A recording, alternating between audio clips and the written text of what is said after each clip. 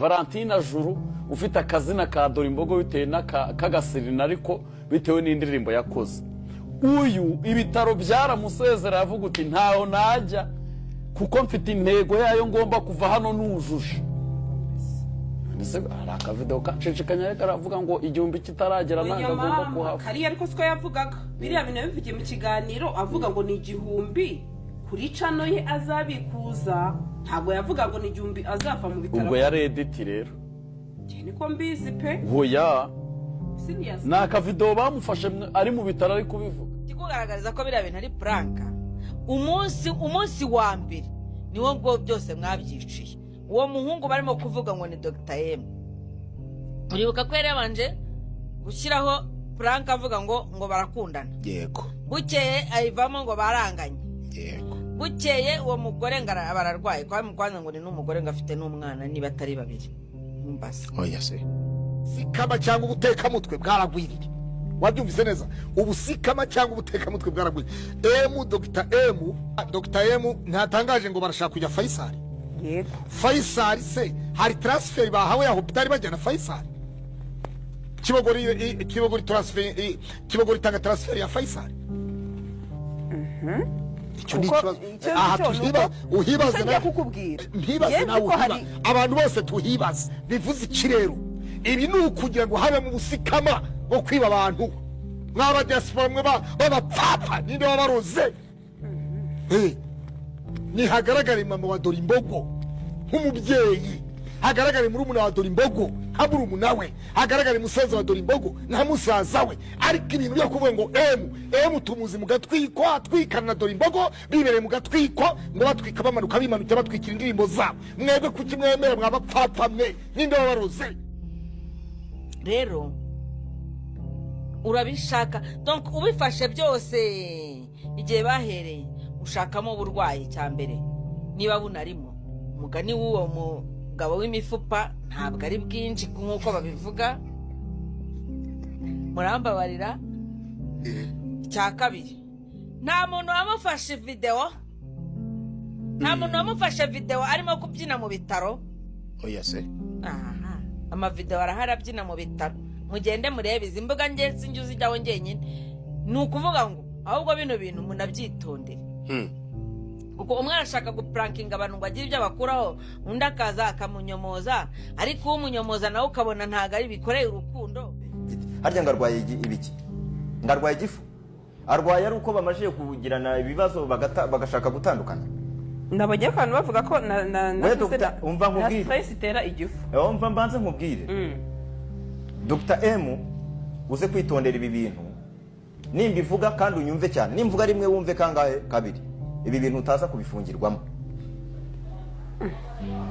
Kono naho bigeze mbere wenda twakoraga tugashyiramo utuntu two kuzanamo ibintu bya entertainment ariko andi seriye cyane. Kandi abizi ko nabandi bantu benshi bari bwandike message banankigikiye abatankigikira mu bihorere nabo twabafata nk'ibintu biri aho nyine Time ku munsi w'ejo hari amafoto agaragaza Dorimbogo yagiye gutora ariko yatoreye hafi ya hopitali. Abakozi b'ibitaro bose babashe gutora ko yabashe kujya gutora yigenza ku giti cye ndetse akabasha gusobanura izina ryiwe n'ibiki byose. Uyu munsi wemewe nibwo yaba yarebye kurusha ejo. Umuntu wese gukora inkuru iri kontre y'ibyo ngibyo wese n'umushinyaguzi niko nababwiye.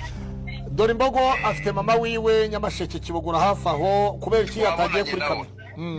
Twabonanye nawe kuri kamera ko atagiyeho yari gutegera imodoka sheri we fiance we imujyana kurwarira malaria cyangwa se igifu cyangwa se umutwe muri hopitali Kibogora cyangwa se yagomba kumujyana kuri centre de santé yegereye i Remera. Hanyuma yarangiza akerekeza kuri hopitali ya Kibogora yiwa aravuga ati sasa muri Kigali cyangwa se abateguzi buriya hari abantu bategura pranka bagategura utuntu bakaba bazi gutegura ukuntu ariko bakavuga bati tuve i Kigali urakenerwa n'abanyamakuru benshi baragutunga kamera ariko n'ujyi wanyu muri Kibogora ntabwo abanyamakuru bose bazagerayo. Icyo ni ikindi.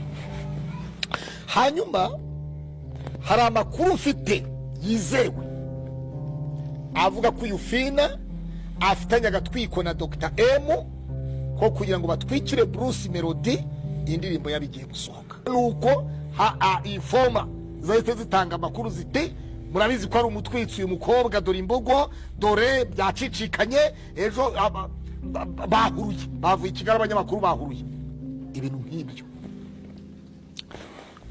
ariko wabanza nkamakara ubundi nkabona matabaho abantu mwari mufite umutima wo guhangayika mwihangane cyane rwose muhumure mukomere Vava ni muzima ntago azapfa yaranorohewe n'ejo wakumva akize ariko navuga akantu ko kuvuga ngo gutinda mu bitaro ari amafaranga ashaka gufata hoya ahubwo Vava aracyabashaka kubanza kure ukuntu yazamanaginga YouTube ageze i Kigali.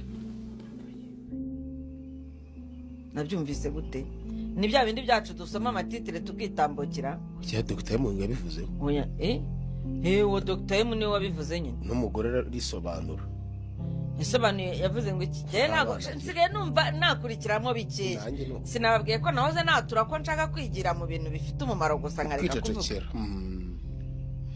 uyu Vava by'ukuri yararwaye na n'ubu ararwaye oya bivuga ngo yararwaye ubusa tuzazura muri president yararwaye ajya kwa muganga baramuvura bamuha imiti bamaje kumuhereza imiti arakira cyase kankoresha ijambo ryo koroherwa ngo kugira ngo mwumve ko nashizemo ubumuntu kuko nimvuga gukira muri uvuga uti Justin arifuza ko Vava amaje koroherwa biba ngombwa yuko n'abaganga babona ko Vava yorohewe ariko kubera inyungu ntazi cyangwa se n'umugambi we Vava bamusabye ko bamusezerera Vava aranga avuga ko ari ibindi acivuza ndagira ngo mbanza niheru kuri Dr. M weho umushinyaguza ahubwo ufata umuntu w'umusheri wawe ukamucuruza mu nkuru n'ibiganiro umuntu ufata sheri wawe wirirwa wivugishwa nako karimi kameze nk'akintuza ukaza ukavuga sheri wawe ibyabaye nawe uri kumucuruza ese kuri kuvuga ngo ntago ndi umupasiteri weho uri iki imbere Vava yarwaye uku kurwara kwiwe gukomera hari inkundura ye na Dr. M abandi bataratwite abandi ko bavugwa ko yakuyemo inda ikavamo nabi ni ibivugwa uti yavuyemo nabi niho biri kumutera umutwe ko wumva se yagiye no gutora